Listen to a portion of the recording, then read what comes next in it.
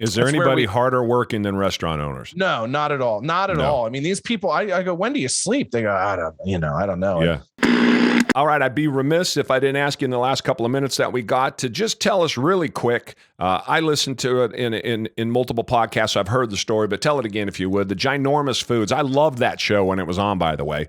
I love all them Food Network shows. I'm just stupid that way. But for you, it was a great show, but it's an interesting story if you could just speed through that in a couple of minutes. Yeah, when I was sort of when I got fired from the first place in 2013 that I ended up suing, this was a situation where I blew the whistle on a company that was breaking the law and denying gay people benefits.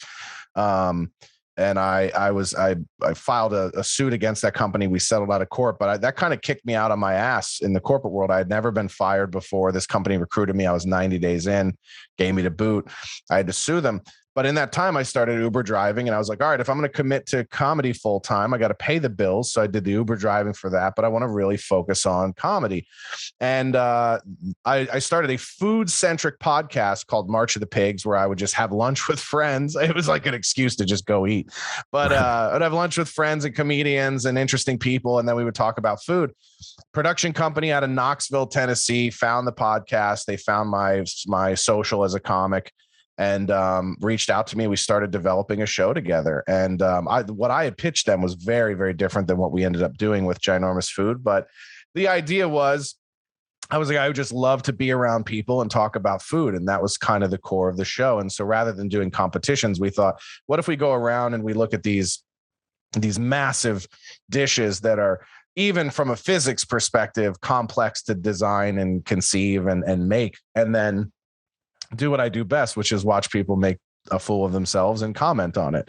And so we did it, and the show, it was really, really well received. I was smart enough to go get a good entertainment attorney, and I'd met with probably 3 of them before I picked the one that I did. And we signed we put a contract together that kind of allowed me to push them if the ratings were good. And I had a feeling they might be.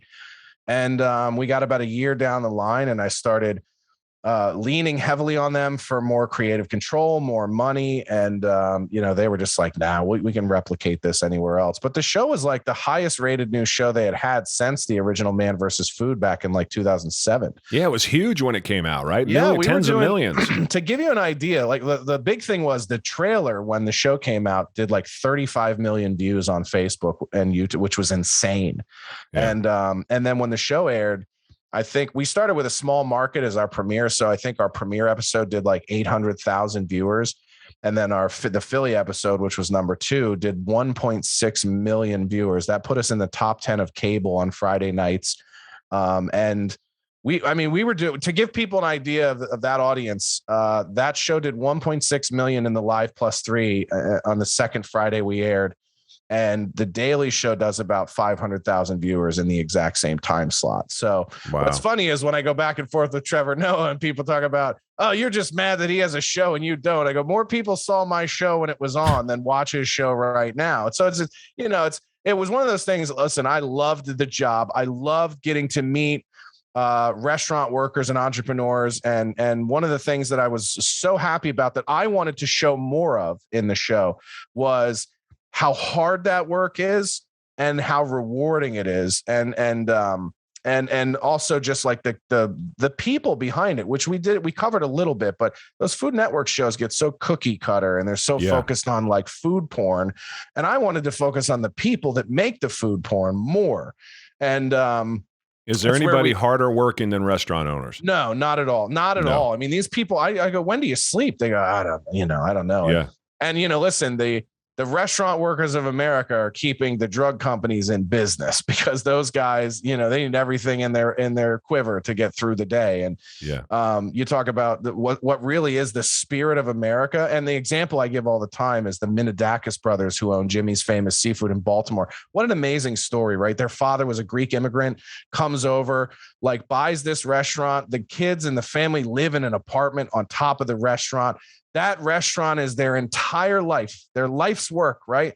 And it's just a one location thing in Baltimore. And the sons, John and Tony, have grown it to be this powerhouse in Baltimore, and they do stuff, they do so much charitable work and they do so much in the community, and these guys take so much pride in their business. Yeah. And to me, it's like the spirit of what America is supposed to be. They're some of the most patriotic guys. And I'm like, where are those immigrant stories? When people talk about, well, everyone in the country is anti-immigrant. All conservatives are anti-immigrant. I go, no, these kinds of immigrants are what America is about. Guys who come here with hope and prosperity. And they took the example that their father set for them and literally poured, injected nitrous oxide into it and took it to a whole nother level. So that was what interests me about doing the show. And those are the relationships I've made with people from doing the show and my crew. Like those are people that I'll, never forget. They'll be a part of my life forever. And so that's the only thing I really miss about it. I don't like, the business side of entertainment industry and the television network side, I have the most disgust you can have for that side of the business than anybody could have. But the actual function of doing the job and showing up on set and getting to play around and have fun with people you really love to work with is something I'll always cherish. The TV business really is as bad as we think it is, isn't it? Oh, it's disgusting. I mean, it's a good example. There's an 18-minute clip that Chappelle put on Instagram where he talked about the Chappelle show after they sold the rights to like HBO Max or something for streaming. And he talks about what it was like for him at that time in his life and how they leveraged his desperation being a new father to pay him terrible.